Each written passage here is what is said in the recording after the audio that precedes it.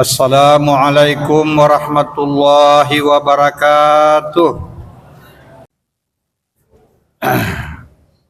Alhamdulillahilladzi arsala rasulahu bil huda wa dinil haqqi liyudhhirahu 'alad dini kullihi walau karihal musyrikun.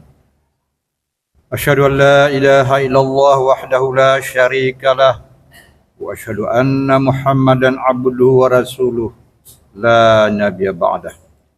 Allahumma salli wa sallim wa barik ala Muhammad wa ala alihi wa ashabihi ajma'in. Amma ba'd. Ittaqullaha haqqa tuqatih wa la tamutunna illa wa antum muslimun. A'udzubillahi samil alim minasy syaithanir rajim. Bismillahirrahmanirrahim. Wal yakhshal ladzina law taraku min khalfihim dzurriyyatan dhi'afa khafu 'alaihim falyattaqullaha wal yaqulu qawlan sadida. Shadaqallahul azim. Marilah kita menyampaikan puji syukur kepada Allah Subhanahu wa taala atas anugerah nikmat yang diberikannya kepada kita. Salawat dan salam kepada Rasulullah Muhammad sallallahu alaihi wasallam. Marilah kita bertakwa kepada Allah Subhanahu wa taala dengan arti melaksanakan perintah Allah dan menjauhi larangannya. Saudara-saudaraku sekalian, bapak-bapak, anak-anak kami mahasiswa, alhamdulillah pada siang hari ini kita diberikan kesehatan dan umur hingga kita bisa bertemu dalam rangka ibadah sholat kita, sholat Jumat pada hari ini. Saudara-saudara kalian, bulan-bulan ini adalah bulan penerimaan peserta didik baru, mulai dari tingkat PAUD sampai perguruan tinggi. Di mana-mana, dan kemudian juga melahirkan output dari berbagai lembaga pendidikan tersebut. Ini menunjukkan kepada kita bahwa pentingnya ilmu pengetahuan, pentingnya membangun manusia seutuhnya, itu terutama dalam bidang ilmu pengetahuan ini. Bagi kita haruslah memperhatikan ayat yang saya bacakan tadi. Apa intinya itu? Bahwa hendaklah kita takut kepada Allah. Wal yakhshal ladzina law taraku min khalfihim dzurriyyatan, seandainya law taraku, kita meninggalkan generasi di belakang kita, generasi yang lemah. Kita harus khawatir bahwa akan muncul generasi yang lemah di belakang kita. Karena itu kita harus mempersiapkan diri. Falyattaqullah, hendaklah kamu bertakwa kepada Allah Subhanahu wa taala. Inti ayat ini, bagaimana generasi tua untuk mewariskan cita-cita kehidupannya yang luhur dan murni kepada generasi sebelumnya.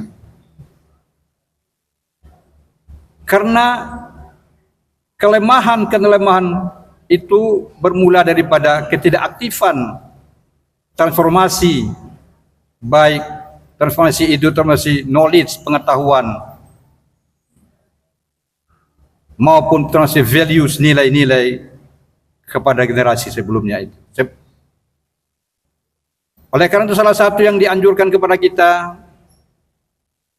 untuk melihat, membangun bagaimana munculnya generasi yang unggul itu.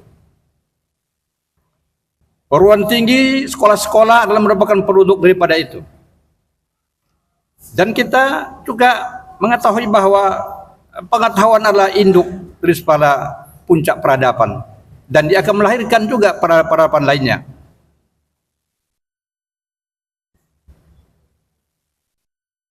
Bangsa yang maju dari segi pengetahuan pasti akan maju pula ekonominya.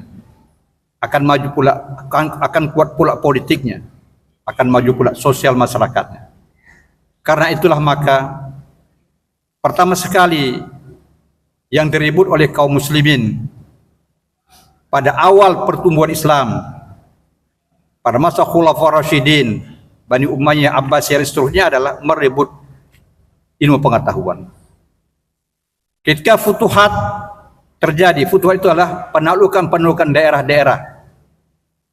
Dan kebetulan yang ditaklukkan daerah oleh kaum muslimin itulah daerah-daerah yang kaya dengan pengetahuan, yang sudah berpadapan tinggi, seperti daerah Mesopotamia, Irak, Iran, Mesir. Itulah daerah-daerah yang kaya atau ada orang yang memiliki peradaban yang tinggi pada masa itu. Dari situlah kaum muslimin belajar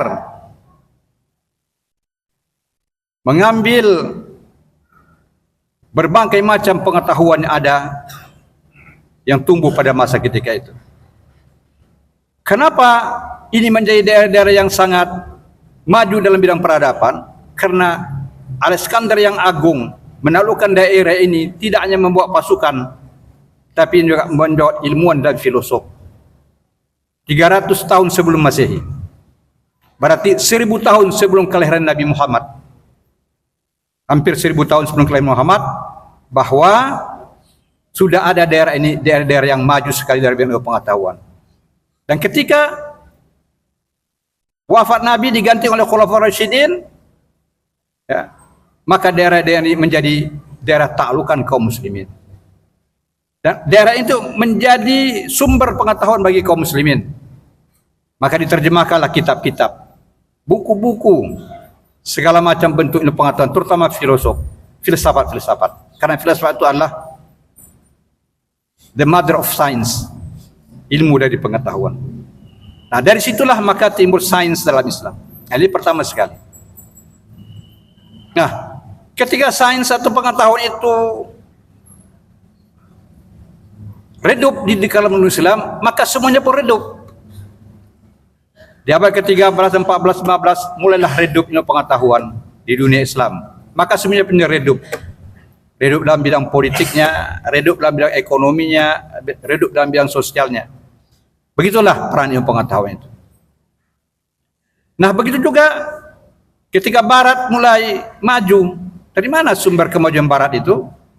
Itu ketika mereka kontak dengan kaum muslimin yang berada pada puncak kemajuan. Itu ketika terjadi perang salib di abad ke-11. Orang-orang Barat datang ke dunia timur. Dan mereka belajar, mereka mengambil hikmah-hikmah dari pertemuan dengan dunia timur itu. Dan mereka belajar juga ke Andalus. Andalus ketika itu adalah dikuasai kaum muslimin. Di Cordova, Granada, Sevilla.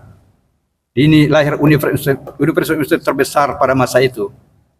Nah, dari situ maka mulailah mereka muncul peradaban Barat di abad ke-14, ke-15 sehingga timur zaman Renaissance. Nah, inilah yang kita sebut dengan bahwa knowledge is power. Pengetahuan itulah kekuasaan, adalah kekuatan. Selain itu juga maka kaum muslimin harus kembali merebut posisi-posisi agar kemajuan peradaban ini bisa dipercepat. Karena tanpa pengetahuan, tanpa sains, tidak mungkin kita mencapai itu. Nah, inilah maknanya di antara makna daripada apa itu wal yakhsal ladzina law taraku min khalfin zuriyatan. Jangan sampai kita meninggalkan generasi yang lemah dalam bidang pengetahuan. Jangan sampai kita meninggalkan generasi yang lemah dalam bidang ekonomi. Jangan sampai kita meninggalkan pengetahuan yang rendah, yang lemah dalam bidang akidah, iktikad, keyakinan, agama. Karena itu harus muncul generasi yang kuat. Apa yang harus dilakukan itu? Tiada lain adalah pendidikan. Memperkuat, meninggikan pendidikan kita. Tapi kita juga harus sadar, ilmu bagaimanakah yang kita terapkan itu? Ilmu yang harus berbobot nilai. Jadi aksiologi Islam itu berbeda dengan aksiologi Barat. aksiologi Islam adalah terkait nilai. Apa maksud terkait nilai itu? Ilmu itu harus memiliki dasar moral, dasar nilai. Kalau tidak, produk ilmu itu akan menghabis manusia. Untuk apa dibuat senjata kimia menghancurkan manusia? Nah, untuk apa dibuat senjata yang akan memporak-porandakan kehidupan manusia? Oleh karena itu maka Islam mesti mengajarkan apa yang disebut dengan nilai, value. Ini dia. Jadi tidak semata-mata ilmu yang bersifat positivistik, tetapi ilmu yang berperan untuk membangun jiwa dan peradaban manusia. Karena itulah maka ilmu sangat penting bagi kita saat sekarang ini. Tetapi jangan lupa bahwa harus ada integrasi antara ilmu dengan agama, atau ilmu dengan moral, akhlak, sehingga dengan demikian ilmu itu terkawal, ilmu itu berjalan pada rel yang benar untuk membawa kemaslahatan manusia di atas permukaan bumi ini. Saudara sekalian, kaum muslimin sejak abad ke-14 sudah mulai mundur semangat keilmuannya. Ya kan? 14, 15 mundur, sudah beratus-ratus tahun.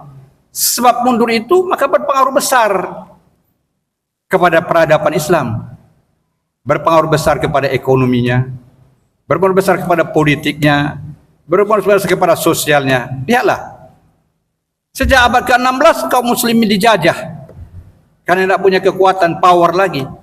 Tidak ada negeri muslim yang tidak dijajah kecuali Turki dan Arab, Saudi Arabia. Lain dijajah oleh bangsa barat yang sudah maju dalam bidang pengetahuan itu. Nah, oleh karena itu saudara sekalian, di awal-awal tahun kuliah kita ini, di awal tahun pelajaran kita ini, di Agustus, di September, itulah penerimaan mahasiswa baru kita di mana-mana. Mari kita tanamkan semangat kepada generasi muda kita ini, dan kita semua memiliki suatu tanggung jawab moral, yaitu apa? Bahwa kita ingin memberikan generasi yang kuat, bukan di'afa, generasi yang lemah, ya kan? Nah, ini yang paling kita harapkan kepada kita semua dalam rangka menghadapi bagaimana kita ke depan ini. Sebab itulah maka kita berkeinginan bahwa sebetulnya untuk membangun bangsa kita ini haruslah mempanglimakan pendidikan ini, mempanglimakan sains pengetahuan, pendidikan. Dulu kalau dalam perjalanan bangsa kita ini lebih banyak kita mempanglimakan politik. Bertahun-tahun di zaman Bung Karno politik. Kemudian berikutnya juga banyak kita bicara tentang masalah-masalah berkenaan dengan politik ini. Kita belum tuntas atau belum tegas atau belum fokus kepada pendidikan. Karena itu maka mungkin SDM kita pun masih banyak yang terbelakang dan kekurangan. Nah, inilah saat-saatnya, di saat-saat yang harus kita lakukan pada saat sekarang ini adalah membangun itu. Karena itu ada kaitan ayat itu dengan bentuk Al-Hasyr 18. Ya ayyuhallazina amanu taqullaha wal tanzur nafsum ma qaddamat lighad wattaqullaha innallaha khabir bima ta'malun. Wahai orang beriman, takwalah kepada Allah. Perhatikanlah apa yang akan kamu buat. Ma qaddamat lighad, untuk hari besok. Apa program Anda untuk besok, untuk masa depan? Program itu disebut apa? Maqaddamat lihat, yaitu mempersiapkan masa depan. Apa yang kita persiapkan masa depan itu? Itulah antara ilmu pengetahuan ini. Ilmu pengetahuan yang berbobot dengan nilai-nilai moral dan dengan nilai spiritual, nilai-nilai yang tidak terlepas daripada nilai akhlakul karimah. Itulah yang paling penting dalam kehidupan kita ini. Semoga mahasiswa baru kita, semua anak-anak kita yang sudah lulus atau masuk ini adalah mereka-mereka yang akan menjadi generasi yang kuat di masa akan datang. Apalagi menyambut 100 tahun Indonesia. Mudah-mudahan kita berada dalam keadaan yang betul-betul memiliki kekuatan ilmu pengetahuan, kekuatan agama, moral, kekuatan ekonomi, kekuatan sosial, dan seterusnya. Inilah yang kita inginkan, dan itu yang tadi peringatkan kepada kita oleh Al-Quran Karim, agar kita meninggalkan generasi yang kuat, agar kita membangun generasi yang kuat, agar kita membuat program hari esok untuk membangun peradaban Islam dan peradaban yang kuat di tanah air kita ini dan di permukaan bumi kita ini. Demikianlah barangkali khutbah kita yang singkat ini, semoga bermanfaat kepada kita. Semoga Allah memberikan kita kehidupan yang berbahagia dunia akhirat. Barakallahu li wa lakum fil Qur'anil azim wa nafa'ani wa iyyakum fi min ayatin wa zikril hakim fataqabbalallahu minni wa minkum tilawatahu innahu as-sami'ul alim fastaghfiruh innahu huwal ghafurur rahim.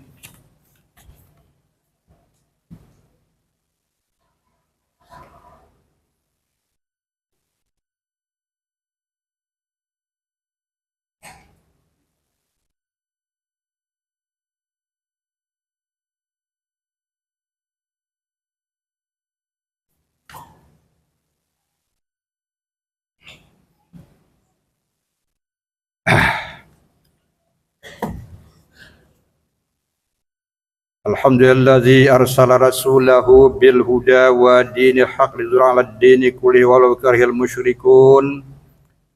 Asyhadu an la ilaha illallah wahdahu la syarikalah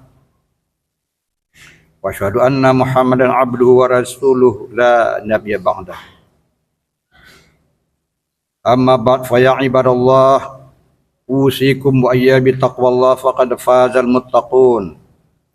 Inna Allah malaikatahu yusalluna ala nabi ya ayyuhalladzina amanu sallu alaihi wa sallimu taslima.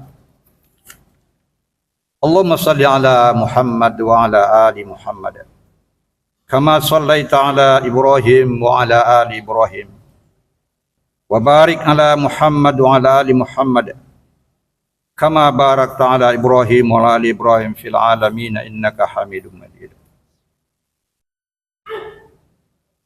Allahumma fil muslimina wal muslimat wal mu'mina wal mu'minat birahmatika ya arhamar rahimin. Rabbana zalamna anfusana wa in lam taghfir lana wa tarhamna lanakunanna minal khasirin. Rabbana atina fid dunya hasanah wa fil akhirati hasanah wa qina azabannar. Ibadallah, innallaha ya'muru bil 'adli wal ihsan wa ita'i dzil qurba wa yanha 'anil fahsya'i wal munkari wal baghi ya'idzukum la'allakum tadhakkarun.